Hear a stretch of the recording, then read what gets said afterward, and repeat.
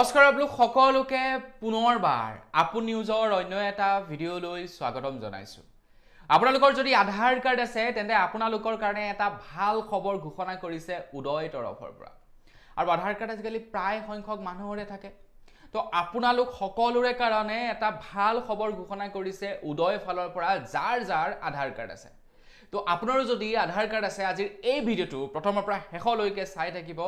আৰু লগতে চেনেলটো যদি এতিয়ালৈকে ছাবস্ক্ৰাইব কৰা নাই ছাবস্ক্ৰাইবটো কৰি ভিডিঅ'টোত লাইক এটা কৰিবলৈ কিন্তু নাপাহৰিব। তো মই শ্ৰীপাঞ্জে গগৈ আপোনালোকে চাই আছে আপোন নিউজ। আহক আৰম্ভ কৰোঁ আজিৰ ভিডিঅ'। আধাৰ কাৰ্ডৰ অবিহনে আজিকালি একো কাম কৰিবই নোৱাৰি। সকলোকে আধাৰ কাৰ্ড এটাৰ প্ৰয়োজন হয়। গতিকে আধাৰ কাৰ্ডৰ ওপৰতেই আজি বিৰাটেই ভাল খবৰ এটা ওলাইছে উদয় তৰফৰ পৰা। আধাৰ কাৰ্ড থকা সকলৰ কাৰণে এটা ভাল খবৰ ঘোষণা কৰিছে। উদয়ে কৈছে যে এতিয়াৰে পৰা আপোনালোকৰ আধাৰ কাৰ্ডখন লক আৰু আনলক কৰি ৰাখিব পাৰিব, যাতে আপোনাৰ বিনা অনুমতিত কোনেও আপোনাৰ আধাৰ কাৰ্ডখন অপব্যৱহাৰ কৰিব নোৱাৰে। তাৰ কাৰণে আপোনালোকে আপোনালোকৰ আধাৰ কাৰ্ডখন লক আৰু আনলক কৰি থাকিব পাৰিব। যিটো টাইমত আপুনি আধাৰ কাৰ্ডখন ক'ৰবাত ছাবমিট কৰিব, ক'ৰবাত আধাৰ কাৰ্ডৰ প্ৰয়োজন হৈছে, সেই ঠাইত আপোনালোকে আধাৰ কাৰ্ডখন আনলক কৰি দিলে আৰু যেতিয়া আপোনাৰ প্ৰয়োজন হোৱা নাই তেতিয়া আপুনি আপোনাৰ আধাৰ কাৰ্ডখন লক কৰি ৰাখিব পাৰিব বুলি জনাইছে, যাতে আপোনাৰ আধাৰ কাৰ্ডখন বেলেগে ব্যৱহাৰ কৰিব নোৱাৰে। আজিকালি আধাৰ কাৰ্ডখন পাই যোৱাৰ লগে লগে কৰিব নোৱাৰে কি সকলোবিলাক কামেই কৰিব পাৰে। আপোনাৰ নামত মই লোন এপ্ৰুভ কৰি ল'ব পাৰোঁ, আপোনাৰ নামত মই ঘৰ ৰেণ্টত ল'ব পাৰোঁ, আপোনাৰ নামত মই বয় বস্তু ক্ৰয় কৰিব পাৰোঁ। আপোনাৰ আধাৰ কাৰ্ডখন পাই যোৱাৰ লগে লগে প্ৰায়খিনি কামেই কৰিব পৰা যায়।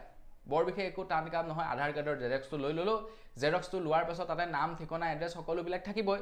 সেই হিচাপত মই পান কাৰ্ড এটা বনাই ল'লোঁ আৰু তাৰ পাছত সেই পান কাৰ্ড আৰু আধাৰ কাৰ্ড দি মই মোৰ লোন ল'ব লগা থাকিলে লোন ল'লোঁ, কিবা কিনিব লগা থাকিলে কিবা কিনিলোঁ, যি মন যায় মই তাকেই কৰিব পাৰোঁ আপোনাৰ আধাৰ কাৰ্ডখন যদি পাই যাওঁ।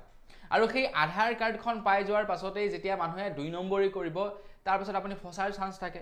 তো তাৰ কাৰণে উদয়ে এতিয়া নিয়ম এটা বনাইছে কি যে আপুনি আপোনাৰ আধাৰ কাৰ্ডখন মন গ'লে লক কৰি থ'ব পাৰিব আৰু মন গ'লে আনলকো কৰিব পাৰিব। আৰু যেতিয়া লক থাকিব, লক থকাৰ সময়ত আপোনাৰ আধাৰ কাৰ্ডৰ নাম্বাৰ, আপোনাৰ আধাৰ কাৰ্ডৰ জেৰক্স কপি, দৰকাৰ হ'লে আধাৰৰ অৰিজিনেল কপিটোৱে নাপাওক কিয় বেলেগত ব্যৱহাৰ কৰিব গ'লেও ব্যৱহাৰ কৰিব নোৱাৰিব, কিয়নো আধাৰ কাৰ্ডখন লক থাকিব। আৰু যেতিয়া আপোনালোকে আধাৰ কাৰ্ডখন ক'ৰবাত ছাবমিট কৰিব আপোনাৰ নিজৰ কামত, তেতিয়া আনলক কৰি ল'লেই হ'ল, তো তাত একচেপ্ট হৈ যাব। আজিকালি আধাৰ কাৰ্ডৰ জেৰক্স কপি দি একো কাম নাই। আধাৰ কাৰ্ডৰ অথেণ্টিকেশ্যন হয়, আধাৰৰ অনলাইন চেক হয় লগে লগে বিভিন্ন কামত। গতিকে তাত চেক হোৱাৰ লগে লগে যেতিয়া দেখিব যে লক হৈ আছে, তো তেখেতে এই আধাৰ কাৰ্ডখন ব্যৱহাৰ কৰিব নোৱাৰিব। আৰু যেতিয়া আনলক থাকিব তেতিয়াহে ব্যৱহাৰ কৰিব পাৰিব।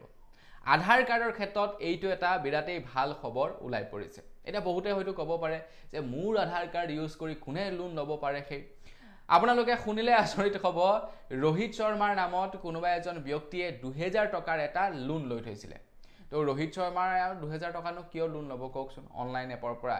তো তেখেতৰ আধাৰ কাৰ্ড ব্যৱহাৰ কৰি কোনোবাই লোন লৈ ৰাখিছিলে ২০০০ টকাৰ। আৰু সেই ২০০০ টকাৰ লোনৰ কথা তেখেতে গমেই নাপায়।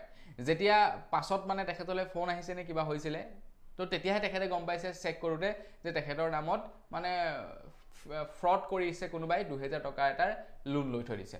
গতিকে তেখেতে সেইটো বাৰু এইটো চল্টাই দিলে, কিন্তু আপোনাৰ লগত যদি সেই ২০০০ টকাৰ লোনটোৱে কোনোবাই লৈ থৈ দিয়ে, হয়নে নহয়?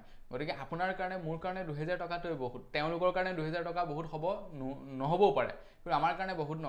গতিকে আপোনাৰ নামত বা মোৰ নামত যদি ২০০০ টকা কোনোবাই লোন লৈ থৈ দিয়ে, সেইটো পে' কৰিবৰ কাৰণেও আমাৰ মাথাটো গৰম হ'ব। গতিকতে আপোনালোকে আপোনালোকৰ আধাৰ কাৰ্ডখন এতিয়াই লক আৰু আনলক কৰি ৰাখক, যাতে আপোনাৰ আধাৰ কাৰ্ডখন বেলেগে ব্যৱহাৰ কৰিব নোৱাৰে। আৰু লক আৰু আনলক কৰিবৰ কাৰণে আধাৰ নতুন এপ্লিকেশ্যন ডাউনলোড কৰিব লাগিব প্লে' ষ্ট'ৰৰ পৰা।